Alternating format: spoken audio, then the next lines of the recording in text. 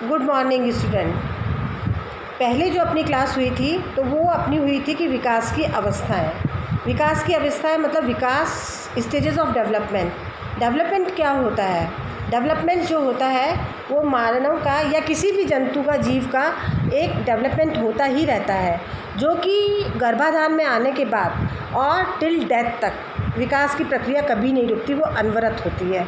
ये मैंने आपको इन अवस्थाओं को वर्गीकृत करके और बोर्ड पर लिखकर और आपको बताया था। तो मुझे ऐसा लगा कि शायद बोर्ड वाला आपको क्लियर नहीं होगा, इसलिए मैं एक चार्ट बना के लाई हूँ, जिसको कि मैं PDF पे आपके लोड कर दूँगी और आप उसको क्लियरली देख लीजिएगा।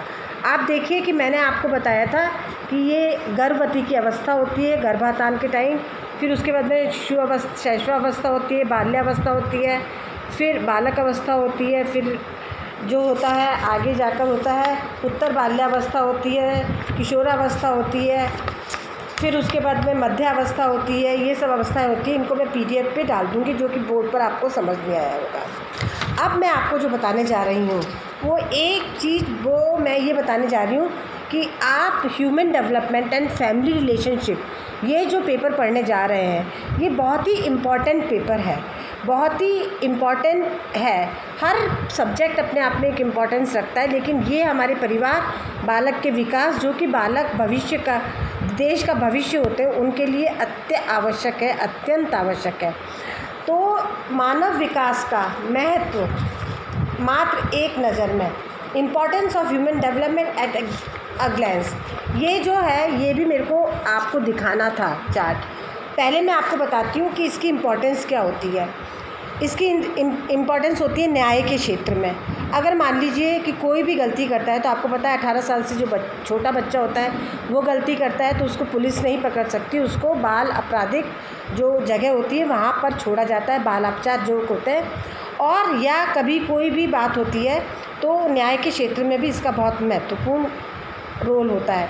दूसरा होता है स्वस्थ वातावरण के निर्माण में, कि माता पिता और बच्चे का जैसा आपस में लिंक होगा उस तरह से वो बच्चे का पालन पोषण करेंगे, और उसके बाद में राष्ट्र की उन्नति में भी उसका बहुत सहयोग होता है। शिक्षण प्रशिक्षण में भी उपयोगी होता है। अगर बच्चा शिक्षण प्रशिक्षित करते हैं, माता पिता करते हैं, बच्चे को करते हैं, तो वो उसके अंदर भी मानव विकास का बहुत ज़्यादा महत्व है। सुखी पारिवारिक जीवन बिताने में सहायक होता है।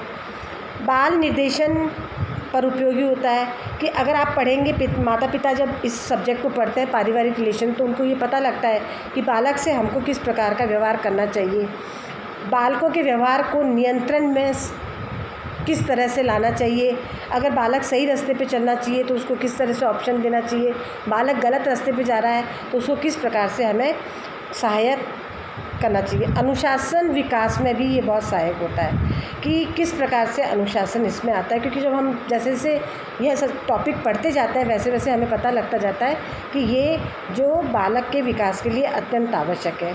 बालकों के प्रति वैज्ञानिक दृष्टिकोण में भी सहायक होता है। वैज्ञानिक दृष्टिकोण से मतलब है कि हम साइंटिफिकली, जैसे कि मैंने आपको कई डेफिनेशन लिखाई थी कि ये साइंटिस्ट है, इसने इस बाल विकास की या वृद्धि की या विकास की इस प्रकार की डेफिनेशन दी है, पारिवारिक रिलेशन की ये डेफिनेशन दी है, और उसको वो डिटेल में पढ़ते हैं तो उससे वैज्ञानिक दृष्टिकोण के हिसाब से, वैज्ञानिक तरीके से, साइंटिफिक वे में हम अपने बच्चों को पालन पोषण कर सकते हैं, और वो बहुत ज़्यादा हमारे लिए सुविधाजनक हो जाता है। मानसिक दुर्बलता के शीघ्र उपचार में भी सहायक होता है, क्योंकि हम जैसे ही गर्भाधान से लेकर और आगे की उम्र, मृत्यु पर्यंत तक ये जो विकास चलता है, तो उस समय कई बार हमको ऐसा लगता है कि बच्चा कुछ गलतियां कर रहा है या मानसिक रूप से दुर्बल है। तो अगर हमने ये विषय पढ़ा हुआ है और इसके बारे में हमको ज्ञान है, मैं ये नहीं कहती हूँ कि हर किसी को बहुत ही ज़्यादा ज्ञान होता है, जैसे जैसे हम पढ़ते जाते हैं तो हमको लगता है अरे ये तो हमको पता ही नहीं था, हमें और ज़्यादा पता लगना चाहिए, तो और आगे पढ़ने की इच्छा होती है। तो जब बच्चा मानसिक दुर्बलता की तरफ जाता है, तो बचपन से अगर नहीं पता लगता, तो माता पिता को अगर इस विषय की नॉलेज होती है तो वो उसका पता लगा लेते हैं, उसके हाव भाव, उसके रहन सहन, उसके खाने के तरीके, उसके बॉडी जेस्चर्स, इन सब से उनको पता लग जाता है और वो चिकित्सकीय परामर्श लेने में तुरंत सहायक हो जाते हैं। नैतिक व चारित्रिक निर्माण में भी सहायक है। नेचुरली अगर अच्छा रेयरिंग होगा तो उसका नैतिक और चारित्रिक निर्माण भी बहुत अच्छा होगा।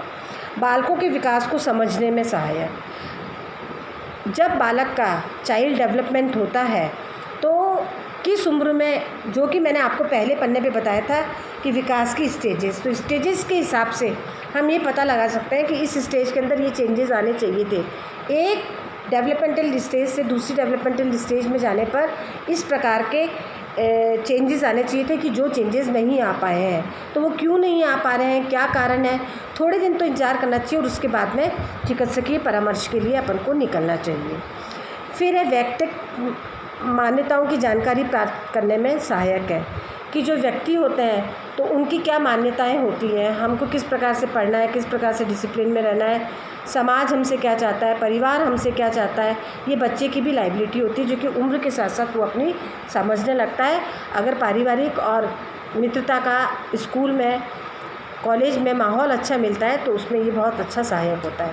बालकों के संबंध में